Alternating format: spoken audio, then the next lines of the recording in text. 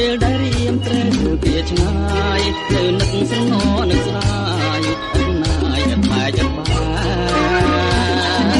នដួងនេត្រា